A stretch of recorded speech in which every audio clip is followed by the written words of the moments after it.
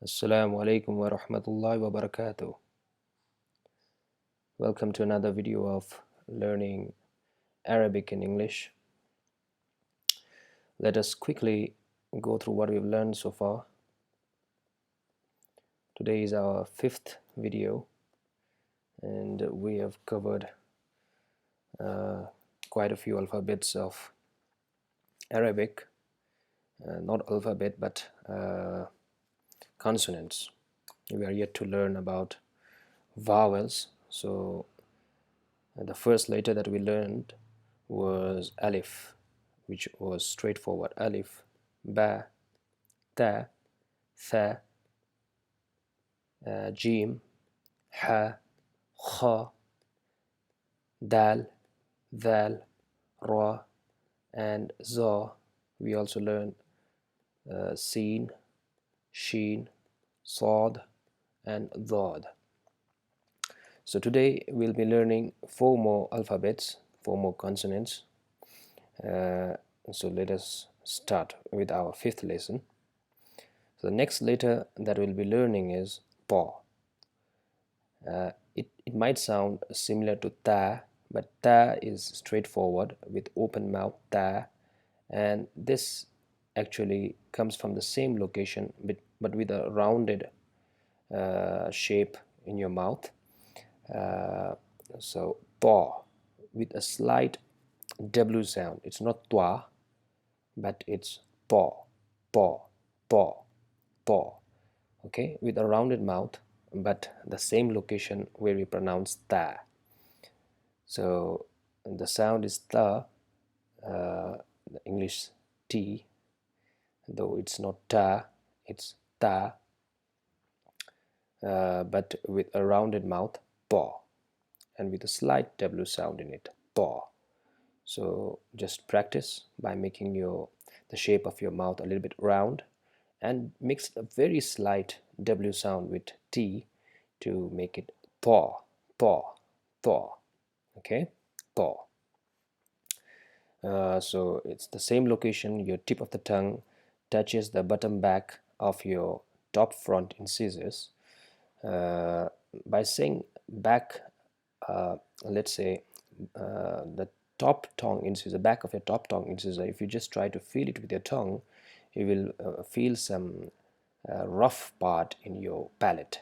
So that's the exact location where we pronounce ta or ta. Okay, so that's the location. And how do we write this? Let us see. So you remember in our previous letter Sad and Dad, we started from here and we created an oval-like structure and we moved a little bit forward. That's the same thing we will do with Ta, but you could also begin from the same location like in Sad. So you start from here and create an oval-like structure and move up to here, but instead of going down like in Sad, we just put a straight line in the beginning of the oval like this, from top to from where you started the oval. You could also go a little bit here. You could also make a straight line a little bit here. It's all up to your preference, whatever is easier for you. So paw. So just before starting the line, you make an oval. Beginning from here, you start an oval and a straight line. That's paw. That's how it is written and how it is pronounced.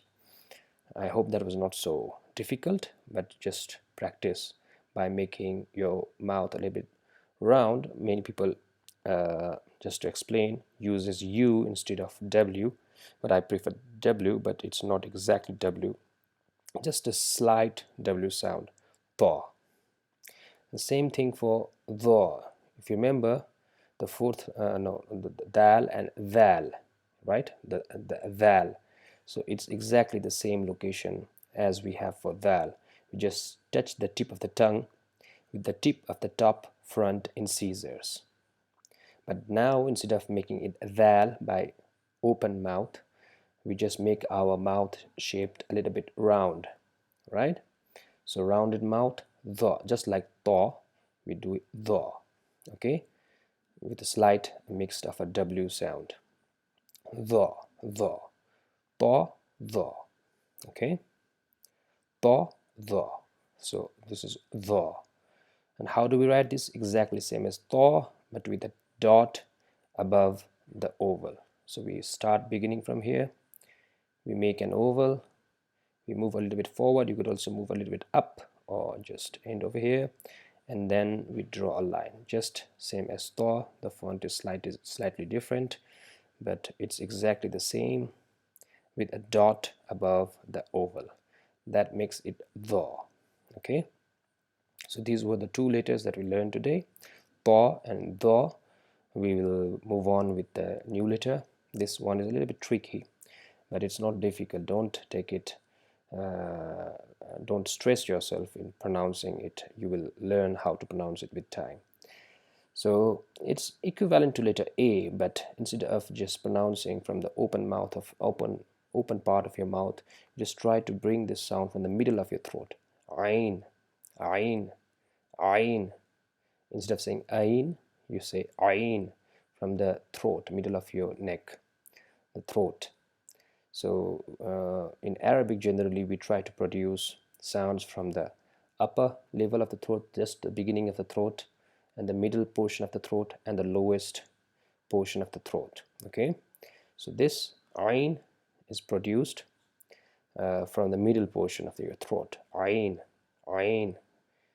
The middle portion, you know where the Adam's apple is located, just the middle part of your throat. So that's the place where we pronounce ain from. Ain, ain. And if you see, I forgot to mention the words that we use. So ta, if you go to Saudi Arab and when it's really crowded, especially in the time of Hajj, you will see the policemen shouting tariq, tariq, which means way, give me way, or the tariq is also the road. So tariq is a road. When we refer to the word road, we say tariq, or a way. So that is from ta, path. Or the can be used for dhil. Okay, dhil, dhil. Dhil means shadow in Arabic. Dhil. So ain, there are lots of things in ain, even Arabia, Arabic, that's from ain. Abdullah, the common word used in Arabic language, Abdullah, this is from ain. Okay, so let's move forward. Another word is just same as ain. No, we have not completed ain yet.